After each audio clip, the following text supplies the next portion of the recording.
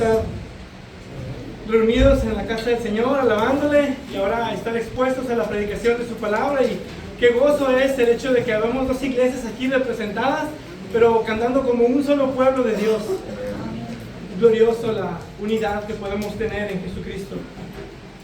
Y ahora, al exponernos a la palabra de Dios en esta mañana, a la predicación de la palabra, les voy a pedir que me acompañen al libro de Amós. Vamos a continuar con nuestras exposiciones en el libro del profeta Amós, capítulo 4.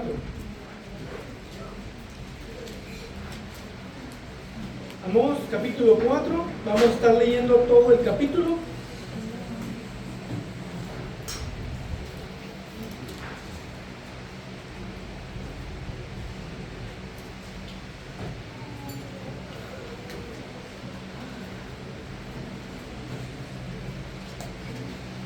Amós, capítulo 4, comenzando desde el versículo 1, y recordando que usamos la Nueva Biblia de las Américas, por si ven alguna diferencia. La Nueva Biblia de las Américas, y dice así la palabra de Dios en esta mañana: oigan esta palabra, vacas de Basán, ustedes que están en el monte de Samaria, que oprimen a los pobres, quebrantan a los menesterosos, y dicen a sus maridos: traigan ahora para que bebamos. El Señor Dios ha jurado por su santidad. Vendrán días sobre ustedes en que las llevarán con garfios, y a su remanente con anzuelos. Saldrán por las brechas, una tras otra, y serán expulsadas al Armón, declara el Señor. Entren en Betel y pequen, multipliquen en Gilgal las transgresiones, traigan sus sacrificios cada mañana, sus diezmos cada 3 días. Ofrezcan también pan leudado en ofrenda de gratitud, y proclamen ofrendas voluntarias. Denlas a conocer, puesto que así les place, israelitas, declara el Señor Dios. Pero yo también los he puesto a diente limpio en todas sus ciudades, y a falta de pan en todos sus lugares. Sin embargo, ustedes no se han vuelto a mí, declara el Señor. Y además les retuve la lluvia cuando aún faltaban 3 meses para la siega. Hice llover sobre una ciudad, y sobre otra ciudad no hice llover. Sobre una parte llovía, y la otra parte donde no llovía se secó. Así que de 2 o 3 ciudades iban tambaleándose a otra ciudad para beber agua, y no se saciaban. Sin embargo, ustedes no se han vuelto a mí, declara el Señor. Los herí con viento abrasador y con plagas, y la oruga ha devorado sus muchos huertos y viñedos, sus higueras y sus olivos. Sin embargo, ustedes no se han vuelto a mí, declara el Señor. Envié contra ustedes una plaga, como la plaga de Egipto. Maté a espada a sus jóvenes, junto a con sus caballos capturados, e hice subir hasta sus narices el hedor de su campamento. Sin embargo, ustedes no se han vuelto a mí, declara el Señor. Los destruí como Dios destruyó a Sodoma y Gomorra, y fueron como tizón arrebatado de la hoguera. Sin embargo, ustedes no se han vuelto a mí, declara el Señor. Por tanto, así haré contigo, Israel, y porque te he de hacer esto, prepárate para encontrarte con tu Dios, oh Israel. Pues el que forma los montes, crea el viento, y declara al hombre cuáles son sus pensamientos. El que del alba hace tinieblas y camina sobre las alturas de la tierra.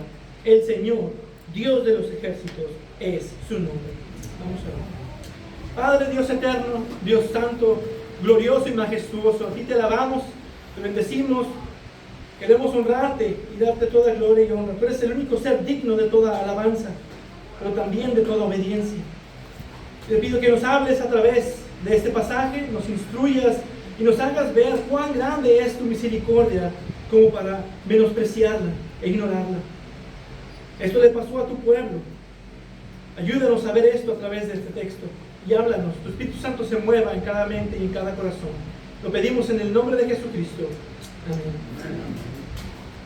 En 1901, frente a la costa de Cornualles, en Inglaterra, una terrible tormenta azotó la costa.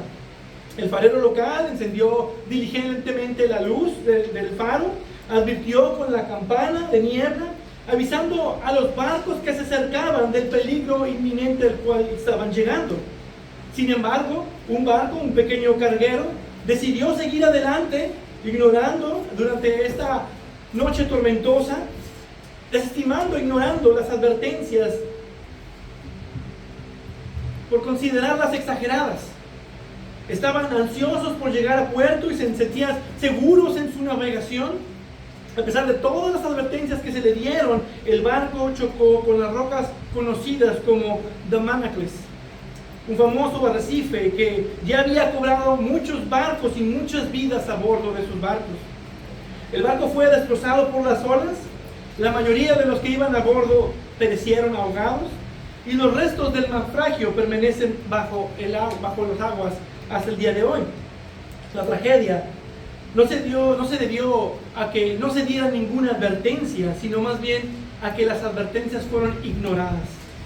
Este caso es similar al caso que veíamos la ocasión anterior, que se usó como ilustración del RMS Empress of Ireland, de estar ignorando las consecuencias. Y podemos ver incontables historias, ilustraciones de muerte y destrucción por causa de que las advertencias fueron ignoradas. Claras y fuertes advertencias dadas que fueron totalmente ignoradas. Y que observamos en esta ocasión en Amós es uno de ellos.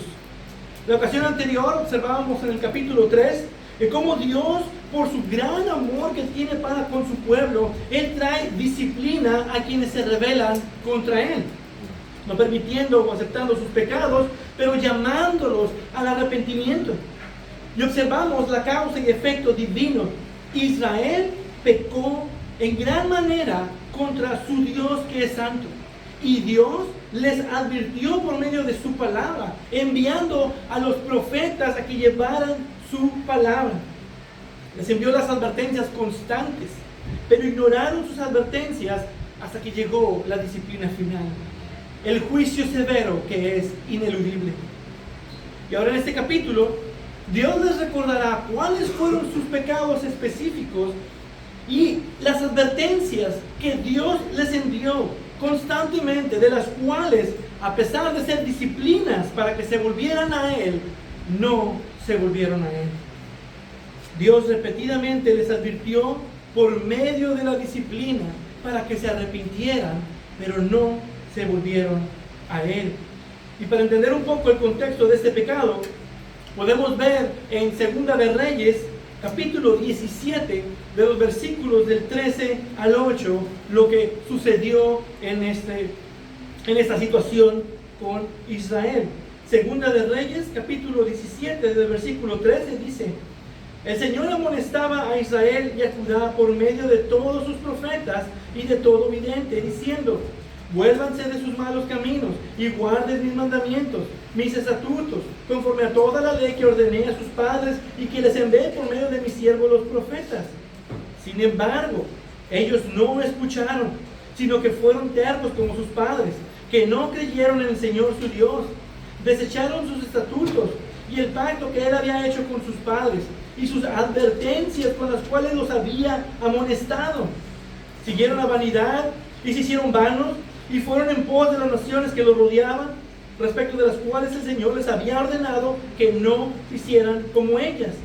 Y abandonaron todos los mandamientos del Señor su Dios y se hicieron imágenes fundidas de 2 becerros.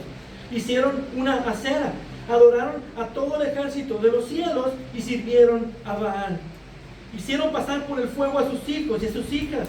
Practicaron la adivinación y los encantamientos y se entregaron a hacer lo malo ante los ojos del Señor, provocándolo. Y el Señor se enojó en gran manera contra Israel y los quitó de su presencia. Solo quedó la tribu de Judá. Segunda de Reyes, capítulo 17, versículos del 13 al 18. Cuando el pueblo de Dios persiste en el pecado, Él trae disciplina tras disciplina para traerlos de nuevo a un arrepentimiento. Sin embargo, los corazones duros, que son duros, se niegan totalmente a arrepentirse. Y este pasaje demuestra eso, como vimos la ocasión pasada, las advertencias previas que Dios hace antes del juicio final. En su gran misericordia para con sus hijos, con quienes Él ha hecho un pacto, Dios trae juicios y llama al arrepentimiento con mucha paciencia. Es el llamado repetitivo de un Dios amoroso. Y es lo que veremos en esta mañana. los pecados de Israel, las advertencias disciplinarias de Dios que fueron ignoradas y el inevitable juicio que les espera. Versículo 1. Oigan esta palabra, vacas de Basán, ustedes que están en el monte de Samaria. Aquí Dios nuevamente llama a Israel del norte, principalmente la capital que es Samaria. Y estas vacas de Basán son las mujeres ricas de Samaria, porque dice más adelante, y dicen a sus maridos. Dios está exponiendo el pecado de las mujeres que tenían abundancia, mujeres ricas de Israel, llamándolos vacas de Basán. Y la razón de esto es que en Basán, un pueblo, había mucha vaca gorda. Estaban bien cuidadas, bien alimentadas, protegidas, tenían abundancia. Y es como eran conocidas las vacas de Basán. Y Dios está comparando a estas mujeres que tenían esta abundancia en exceso con estas vacas que también tenían abundancia. Pero la abundancia no era el problema, sino lo que hacían para tener esa abundancia. Dice que oprimen a los pobres, quebrantan a los menesterosos. Indulgencia, opresión. Estas mujeres ricas es lo que hacían para ganar más. Por medio de su influencia, abusaban al pobre, tomando injustamente lo que no les pertenecía y aplastando a otros. Y aún los que no tenían para vivir, aquellos que estaban desamparados o menesterosos, también tomaban de ellos al punto de aplastarlos, que es como se traduce la palabra que usa aquí, quebrantan. Los quebrantaban. Era una opresión al punto de dañarlos en todos los sentidos. Además, tenían tanto poder que incluso dice que demandaban a sus esposos, como si ellas tuvieran los pantalones en su hogar. Ellas no trabajaban, su riqueza muy probablemente era de sus esposos o de sus padres por herencia, pero ellas tenían ese poder y esa abundancia y mandaban a sus esposos a hacer las cosas. Y dicen a sus maridos, traigan ahora para que bebamos. Esas mujeres tenían tanta abundancia que estaban bien cuidadas, bien alimentadas y tenían demasiados lujos como las vacas de Basán. Exigieron lujos a sus maridos a costa de la justicia y de la compasión. Pero Dios manda juicio. Versículo 2. El Señor Dios ha jurado por su santidad. Vendrán días sobre ustedes en las que las llevarán con garfios y su remanente con anzuelos. Saldrán por las brechas una tras otra y serán expulsadas al Armón, declara el Señor. Es una descripción gráfica y precisa de cómo los asirios las llevaron. Literalmente con garfios, jaladas como animales, como vacas. Es una profecía del exilio humillante que tendrían. Así como ellas humillaron al pueblo de Dios, aplastaron al pueblo de Dios, así también serían humilladas y llevadas como vacas. Este pecado lo podemos ver a veces en pastores opresivos y lobos rapaces que solo buscan oprimir a las ovejas para tener sueldos lujosos, para tener más poder, para tener mejor economía, citando, malditos todos, traigan sus diezmos al alfolí, que ni siquiera es una interpretación correcta del pasaje. Usan su poder e influencia para ellos mismos hacerse más ricos a espaldas de la necesidad de otros. No dejemos que nuestras pertenencias, las bendiciones que Dios nos ha dado, que nosotros tenemos por gracia, sean para estorbar o para aplastar a otros hermanos, sino más bien que lo que tengamos, si es que tenemos abundancia, sea para bendición de otros. Usemos nuestra influencia y posesiones para promover justicia y misericordia, que es lo que no hizo el pueblo de Israel. Pero aquí nos muestra también otro pecado, y aquí lo presenta de una forma sarcástica, como animando a que lo continúen haciendo, porque de todas formas el juicio ya estaba ejecutado. Observen el versículo 4. Entren en Betel y pequen, multipliquen en Gilgal las tradiciones, ándele, háganlo, traigan sus sacrificios cada mañana, ofrezcan sus diezmos cada 3 días, los invito a que lo hagan. Ofrezcan también pan leudado en ofrenda de gratitud, proclamen ofrendas voluntarias, denlas a conocer, puesto que así les place, israelitas. Es lo que a ustedes les llama la atención, lo que a ustedes les gusta. Esto nos habla de la hipocresía religiosa. Y por eso Dios trae esta acusación en forma de sarcasmo. Ellos estaban ansiosos por adorar a algún Dios. Y puede ser que muchos tenían la intención de adorar al único Dios verdadero, pero de una forma que Dios no había ordenado. Sí, ellos hacían sacrificios como bien debían hacerlo por medio de la ley mosaica, pero eran sacrificios vacíos. Se gloriaban en su práctica religiosa, pero no tenían fe. Había incluso quienes aquí dice, daban sus diezmos puntualmente, daban todo el 10% tal como es, que ofrendaban, dice, aún el pan de ofrenda de gratitud, tal como lo enseña la ley mosaica. Dice todavía aquí de ofrendas voluntarias, ofrendaban como los fariseos. De todo lo que tengo yo diezmo y ofrendo. Ellos cumplían con los mandamientos, con la ley mosaica. Ellos sabían bien qué es lo que debían de hacer. Sentían complacencia en obedecer lo que ellos creían era correcto. Pero no es la manera que debía de ser, porque para empezar, solo había un lugar de adoración, el templo de Jerusalén. En cuanto aceptaron ellos separarse del reino y ser otra nación independiente, se habían condenado ya a una falsa adoración. Y eso es lo mismo que pasa cuando te separas de una iglesia bíblica para unirte a una no bíblica. Te condenas a ti mismo. Y adorar es fácil. Todos pueden vivir alguna religión. Hoy en día tenemos aproximadamente 4.200 religiones en el mundo. Pero un solo Dios, una sola verdad, una sola fe. Entonces algo no cuadra. Y la verdad es que solo existen dos tipos de religión. La religión verdadera, que es una salvación por gracia, y todas las demás que son salvación por obras. Y como son religiones por obras, entonces importa lo que hacemos, el cómo andamos. Y debemos ofrecer sacrificios. Ellos reconocían la necesidad de cumplir la ley. Ellos necesitaban seguir con los sacrificios. Necesitaban sentirse que estaban bien a pesar de todo su pecado. Necesitaban la religión. Pero Dios nos impresiona con rituales entusiastas cuando los corazones están totalmente alejados de Él. Este pueblo con labios me honra, pero su corazón está muy lejos de mí. Mateo 15, versículo 8.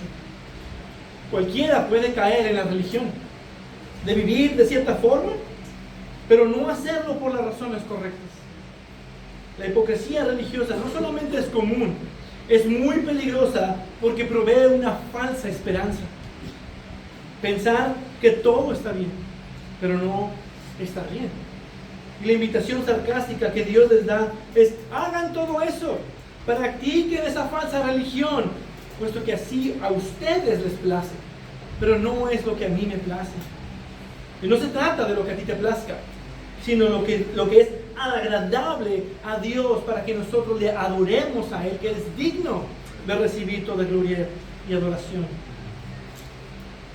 Ahora, esos pecados se mencionaron en el capítulo 3 también, pero aquí están siendo más descriptivos. La ocasión anterior se mencionó la opresión, y eso es en relación a la opresión que nos da aquí estas vacas de Basán. También se mencionó sobre los altares de Betel, y eso es en relación a esta adoración hipócrita que ellos tenían. Pero ahora Dios les hablará de todas las advertencias disciplinarias que les envió con anticipación y paciencia, mostrando su misericordia. Y vemos aquí 5 advertencias de amorosa disciplina que van escalando en severidad, pero que fueron ignoradas por su duro corazón. Versículo 6. Pero yo también los he puesto a diente limpio en todas sus ciudades, y a la falta de pan en todos sus lugares. Sin embargo, ustedes no se han vuelto a mí, declara el Señor. A diente limpio, la falta de pan tiene que ver con una hambruna. Entonces la primera que vemos es hambre. Dios les trajo hambre, tiempos de escasez, que te hacen volverte a Dios que provee. Es difícil pasar tiempo sin comer, sin sentir algún tipo de molestia o dolor. Y Dios les quitó su providencia al punto que pasaron un hambre feroz. El hambre debió hacerlos volver a Dios, de mirar a Dios, pero endurecieron su corazón y continuaron en sus malos caminos. Les envié hambruna para que se volvieran a mí. Sin embargo, ustedes no se han vuelto a mí. Versículo 7. Y además les retuve la lluvia cuando aún faltaban 3 meses para la siega. Hice llover sobre una ciudad y sobre otra ciudad no hice llover. Sobre una parte llovía y la parte donde no llovía se secó. Así que 2 o 3 ciudades iban tambaleándose a otra ciudad para beber agua y no se saciaban. Sin embargo, ustedes no se han vuelto a mí, declara el Señor. La segunda disciplina que vemos es sequía. La lluvia llegaba, dice, en ciudades selectas por gracia. De 3 ciudades, solo una tenía agua. Y en algunos lugares, para incrementar su dependencia de Dios, para que también buscaran a Dios. Debían buscar a Dios, pero se enfocaron más en buscar el agua. Dice que iban tambaleándose a otra ciudad por el agua, en lugar de mirar a Dios. La sequía debió hacerlos volver a Dios, pero endurecieron su corazón y continuaron en sus malos caminos. Y Dios les dice, les envié sequía para que se volvieran. Sin embargo, ustedes no se han vuelto a mí. Versículo 9. Los herí con viento abrasador y con plagas, y la oruga ha devorado sus muchos huertos y viñedos, sus higueras y sus olivos. Sin embargo, ustedes no se han vuelto a mí, declara el Señor. La tercera que vemos, la tercera disciplina, es una mala cosecha. Sus viñedos, sus higueras, sus huertos, sus olivos, todo fue consumido por plagas y vientos secos y calientes. Todas sus cosechas que tenían listas para recuperar el alimento se echaron a perder. Dios removió su abundancia para que su autodependencia fuera expuesta y para que miraran al Dios de los ejércitos, para que buscaran la mano proveedora de Jehová Jireh, el Dios que provee. La falta de pan, la falta de agua no era suficiente. Ahora no iban a poder generar comida por sus propios esfuerzos. La mala cosecha debió hacerlos volver a Dios, pero endurecieron su corazón y continuaron en sus malos caminos. Les quité todas sus cosechas, dice el Señor, mas sin embargo, ustedes no se han vuelto a mí. Versículo 10. Envié contra ustedes una plaga como la plaga de Egipto. Maté a espada a sus jóvenes junto con sus caballos capturados e hice subir hasta sus narices el hedor de su campamento. Sin embargo, ustedes no se han vuelto a mí, declara el Señor.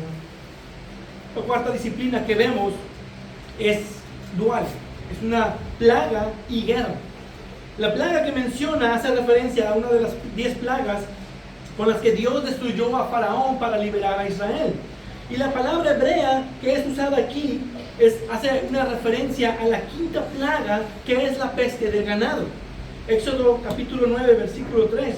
Entonces la mano del Señor vendrá con gravísima pestilencia sobre tus ganados que están en el campo, sobre los caballos, sobre los asnos, sobre los camellos, sobre las vacas y sobre las ovejas. Esa palabra, pestilencia, es la que se está usando aquí para plaga. Entonces, Dios también quitó el ganado con el cual también tenían sustento y comida y abundancia. Pero además dice que los jóvenes fueron muertos a espada. Esto habla del resultado de las batallas, derrotas militares contra Israel que provocaron la muerte de muchos de sus jóvenes y que sus caballos, dice también, fueron capturados para reducir su poder militar. Todo esto fue una llamada amorosa de Dios para que se volvieran, pero endurecieron su corazón y continuaron en sus malos caminos. Les envié plaga y guerra, sin embargo ustedes no se han vuelto a mí. Versículo 11. Los destruí como Dios destruyó a Sodoma y a Gomorra, y fueron como tizón arrebatado de la hoguera. Sin embargo ustedes no se han vuelto a mí, declara el Señor. La quinta y última disciplina que envía el Señor en misericordia es algo más serio. Dice aquí que es una destrucción como la de Sodoma y Gomorra. Y si recordamos la historia, y recordamos lo que pasó con Sodoma y Gomorra, las dos ciudades desaparecieron de la faz de la tierra con fuego y azufre que descendió del cielo. Varias de las ciudades en Israel fueron destruidas con guerra. Pero vemos aquí la mano misericordiosa de Dios para no destruirlos totalmente, sino que eso fuera también un llamado al arrepentimiento. Dice, y fueron como tizón arrebatado de la hoguera. El tizón es una rama que está medio quemada, es decir, que cayó en el fuego, pero que no fue consumida por el fuego. Es cuando está ardiendo un árbol y alcanzas a arrebatarle una rama. Eso es lo que nos está diciendo. Pero aún después de casi ser destruidos, endurecieron su corazón y continuaron en sus malos caminos. Dice, les envié destrucción y tomé un pequeño remanente. Sin embargo, ustedes no se han vuelto a mí. Esos son los 5 castigos disciplinarios de Dios que en su misericordia les dio como advertencia para que se arrepintieran de sus malos caminos, para que se volvieran a Él, pero no quisieron. Lo primero que vemos con esos castigos es que fueron de menor a mayor grado. Cada vez que no escuchaban, Dios enviaba un castigo aún más severo. Cada uno de estos castigos, podemos ver, no fueron aleatorios, sino que tenían un propósito. Fueron diseñados para llamar la atención del pueblo para que lo miraran a Él. Cada castigo tenía un propósito de disciplina en la gracia de Dios, que tenía la intención de restaurar la relación del pueblo con su Dios. Pero así como con Faraón, endurecieron su corazón y resistieron la misericordia de Dios. Y eso puede pasar con cualquier cristiano. Esto nos llama a nosotros a considerar seriamente si estamos poniendo atención a los rugidos del león. A veces Dios llama por medio de las dificultades. Así que no endurezcas tu corazón cuando el Señor, por medio de su palabra, te hace sentir algo. ¿Está el Señor llamándote la atención? ¿Estás en algún pecado que necesitas arrepentirte y no lo estás viendo? Porque podemos caer en el legalismo, en la religiosidad, el moralismo, caer en pecado también, ignorar las advertencias de Dios. Y lo único que podemos hacer es clamar por misericordia para que no sea la última advertencia, pero que confesando nuestros pecados, vayamos al abogado que tenemos en Jesucristo y nos arrepintamos de nuestros pecados. Porque abogado tenemos para con el Padre. Y confesemos nuestros pecados y nos arrepintamos. Y que continuemos en la batalla. Que continuemos en nuestro caminar. Porque si nos arrepentimos, si no nos arrepentimos, lo siguiente será el inevitable juicio, como le pasó a Israel. Versículo 12, y es nuestro tercer y último punto. Por tanto, así haré contigo, Israel, y porque te he de hacer esto, prepárate para encontrarte con tu Dios, oh Israel. Dice por tanto, habla de la conclusión, a lo que Dios ha determinado hacer por causa de sus pecados, que aunque Él los estaba disciplinando, ellos no quisieron escuchar. Dios no manda juicio, como observábamos en el capítulo anterior, sin antes advertir por medio de su palabra. Y Dios lo hizo muchas veces y de muchas maneras. Dios envió la advertencia, Dios envió la disciplina, envió a sus profetas su palabra, pero no quisieron escuchar, no quisieron volverse al Señor, porque esa es la intención de estas advertencias. Y lo dice, ustedes no se han vuelto a mí. Les hice esto, pero no se volvieron. Eso habla que la intención de Dios es de que se volvieran. Les envié estas disciplinas para que se vuelvan a mí. Sin embargo, ustedes no se han vuelto a mí. Y lo terrible de esto es lo que dice: prepárate para encontrarte con tu Dios, oh Israel. Esto no será un encuentro casual o de alegría como los cristianos esperamos. Este es un encuentro aterrador para los que están sin Cristo. Horrenda cosa es caer en las manos del Dios vivo cuando estás en tus delitos y pecados. Te enfrentarás al peso de la justicia de Dios, la cual merece tu pecado. El peso de su ira te consumirá. Estamos hablando de un infierno eterno. Y escúchame, si en esa mañana tú estás sin Cristo, esas no son amenazas, es un llamado de Dios de misericordia para que te vuelvas a Él antes de que llegue el juicio. Porque el juicio final llegará, porque está establecido para los hombres que mueran una sola vez y después de esto el juicio. Hebreos 9, versículo 27. Si estás sin Cristo hoy, más te vale irte preparando para que tú también te encuentres con tu Dios. Entonces, no es una invitación amorosa, es una seria advertencia del juicio venidero, porque resisten cada llamado de Dios, cada mensaje, cada predicación, resisten el llamamiento de Dios al arrepentimiento. Dios te ha llamado al arrepentimiento una y otra vez, por medio de su palabra, por medio de alguien que te compartió y no quieres escuchar. Por medio del Evangelio, de que tú vengas a Cristo, de que hay salvación para todo aquel que cree y no quieres volverte al Señor, no quieres escuchar. Ven, cree en Jesús y arrepiéntete, porque no hay salvación fuera de Jesús. Él es el camino, Él es la verdad y la vida. Pero no quieres volverte al Señor y no quieres escuchar. Y llegará el día en que Dios te diga: me verás en el juicio. Te llamé, te busqué, sin embargo ustedes no se han vuelto a mí. ¿Y quién es este Dios? Amós nos presenta esto, versículo 13. Pues el que forma los montes, crea el viento y declara al hombre cuáles son sus pensamientos, el que del alba hace tinieblas y camina sobre las alturas de la tierra. El Señor, Dios de los ejércitos, es su nombre. Amós termina esta sección con esta majestuosa imagen de la grandeza de Dios. Es como un himno que nos muestra quién es el Dios de Israel, el Dios de gloria y majestuoso. Y la intención era hacerles recordar quién es el único Dios verdadero, creador de lo visible y de lo invisible, soberano y admirable en poder y grandeza. Y podemos ver tres aspectos principales en estas líneas acerca de Jehová, Dios de los ejércitos. Primero dice, pues el que forma los montes, crea el viento. Esto nos habla de su poder creador. Él ha formado todas las cosas.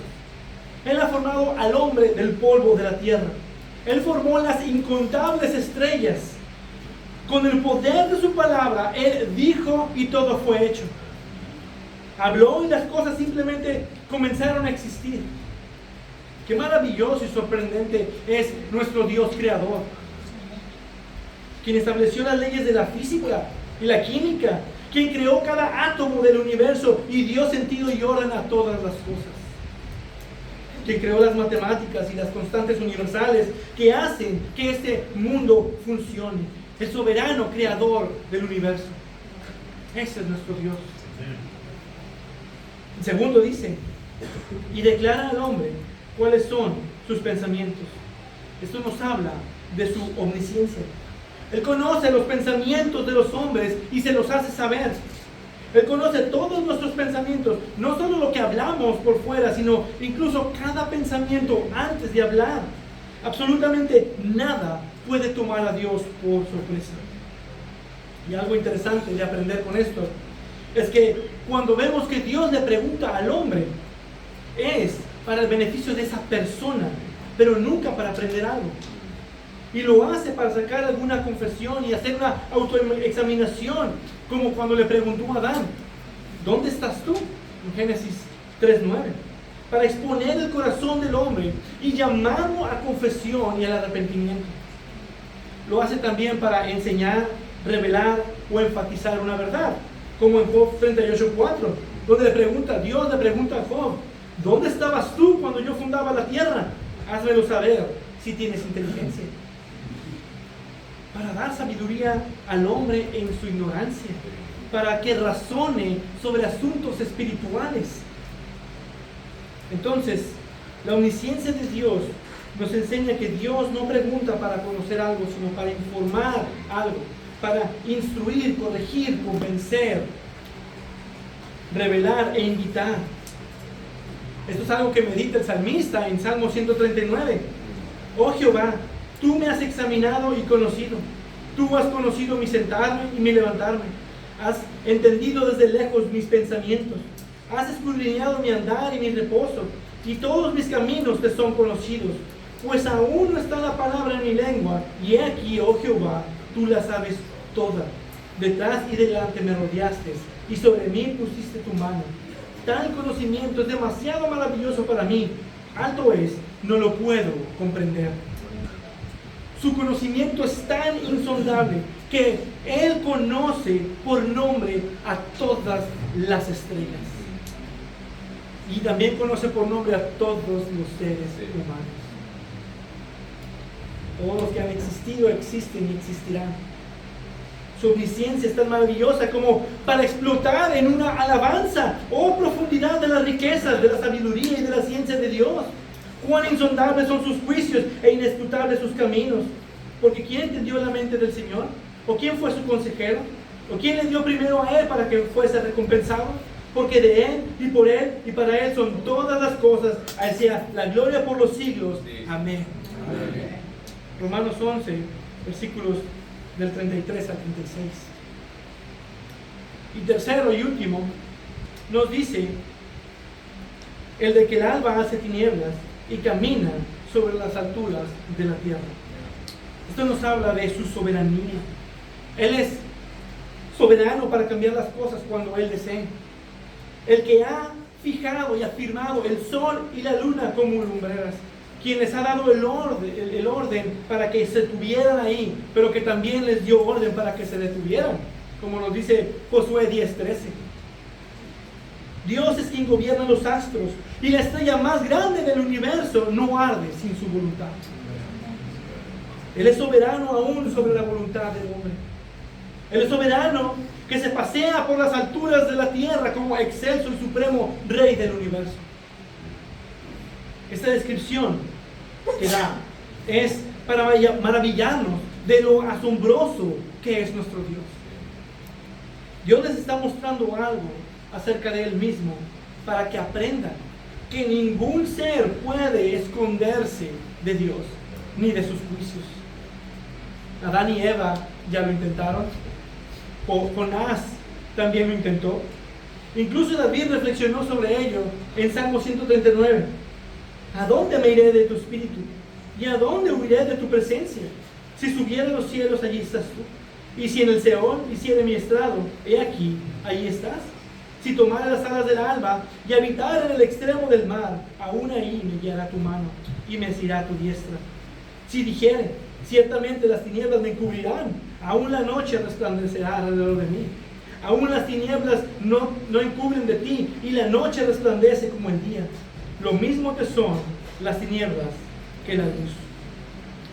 Y como no nos podemos esconder de Él, debemos andar y caminar humildemente delante de Él, reconociendo su autoridad y su majestad.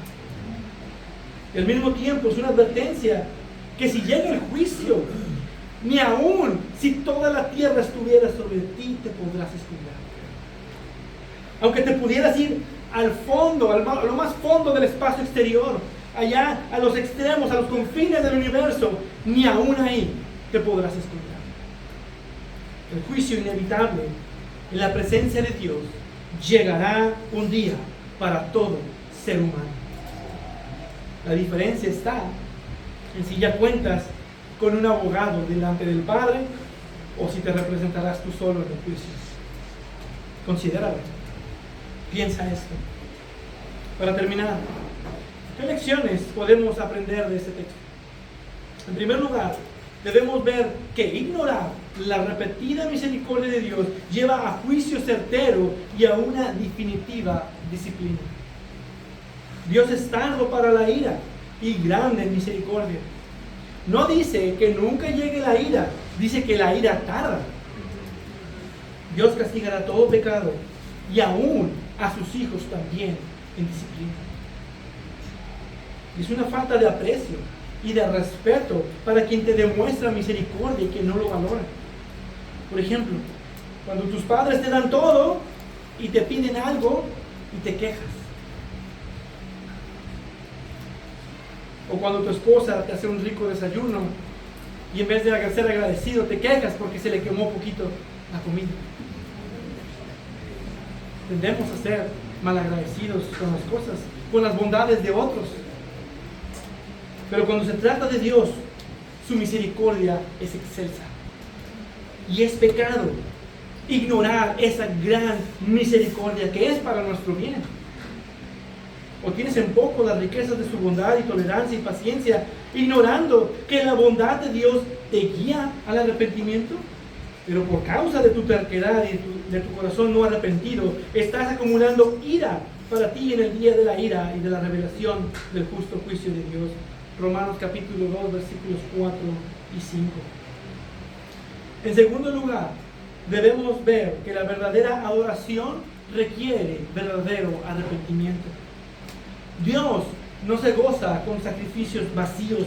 No le interesa tu presencia o servicio que solo proviene de una religión vacía. Él quiere corazones entregados, que le rindan verdadera adoración por medio de congregarnos, de un servicio sacrificial, que vivan en su verdad. La verdadera religión es amar a Dios, y la verdadera adoración proviene solo de un corazón que está entregado a Dios, al servicio a Cristo. Él quiere que le ames y que le busques. Pero para eso debemos de ver nuestros propios corazones y si hay pecado, arrepentirnos y volvernos al Señor cuando nos llaman. En tercer lugar, debemos de ver que la disciplina de Dios es un llamado misericordioso para volvernos a Él. No es solo castigo y sufrimiento, sino que es para nuestro bien. Dios usa situaciones de salud, situaciones económicas, sociales, que nos son difíciles o dolorosas para llamar nuestra atención. A veces las aflicciones son pruebas que debemos pasar como por fuego para ser transformados. Pero a veces las aflicciones son castigo para que nos arrepintamos y nos volvamos al Dios de misericordia. Es Dios providencialmente por medio de situaciones complicadas que nos está constantemente diciendo: no se han vuelto a mí. Te puse en dificultades económicas y no te has vuelto a mí. Te quité tu trabajo y no te has vuelto a mí. Te herí con una enfermedad fuerte y no te has vuelto a mí. Vuélvete a Dios y no ignores su llamado misericordioso. La disciplina es algo bueno, aunque dolorosa, y nadie la quiere. Debemos darle gracias a Dios por no dejarnos en nuestro mal que nos destruye, sino que en amor nos disciplina, nos corrige y nos llama. A veces es un bien necesario ser afligidos. Y un padre que ama a su hijo debe entender que es mejor herirlo físicamente con disciplina que ver a sus hijos destruidos. Y la idea de la disciplina es igual para Dios. Vas a terminar lastimado para que no termines destruido. De hecho, es Dios quien lo dice en Proverbios 22 y 23. La necedad está ligada al corazón del niño, pero la vara de la disciplina no dejará de ella. No escatimes la disciplina del niño, aunque lo castigues con vara, no morirá. Lo castigarás con vara y librarás su alma de la muerte. La disciplina es buena y tiene la intención de volvernos a Dios en arrepentimiento. Pero también la disciplina llega a un límite, donde Dios ya no castiga, sino que termina en muerte. La disciplina final es algo que no debemos esperar. Dios nos libre de no prestar atención al rugido del león de no prestar atención a las disciplinas del Señor que nos llaman, a las advertencias que nos llaman al arrepentimiento. Y demos gracias a Dios por su amplia y vasta misericordia, que Él constantemente nos está llamando para que nos volvamos a Él. Entonces pon atención a las cosas de Dios, a su palabra. Dios puede estarte diciendo hoy, no te has vuelto a mí, y tú estás continuando ignorándolo. Este mensaje el día de hoy puede ser eso para ti. El llamado de Dios a que te vuelvas. Un llamado misericordioso de Dios para que te vuelvas a Él. Por lo cual, como dice el Espíritu Santo, si ustedes oyen hoy su voz, no endurezcan sus corazones. Reflexiona en cómo Dios está trabajando en tu vida. Cultiva una vida de arrepentimiento, tratando de ser más sensible al llamado del Espíritu Santo por medio de su palabra. Y prepárate para verte con tu Dios en humildad y en esperanza, porque un día todo ojo le verá, toda rodilla se doblará en el nombre de Jesucristo. Todos podremos verle cara a cara, como dice el libro. Y nosotros, sus hijos, estaremos con nuestro Dios para siempre. Amén. Hermosa realidad, maravillosa esperanza que tenemos en Cristo. Así que vuélvete a Él. Amén. Padre y Dios misericordioso, tú que constantemente nos llamas a pesar de nuestros constantes fracasos, nuestro constante pecado, tú nos llamas a que nos volvamos a ti.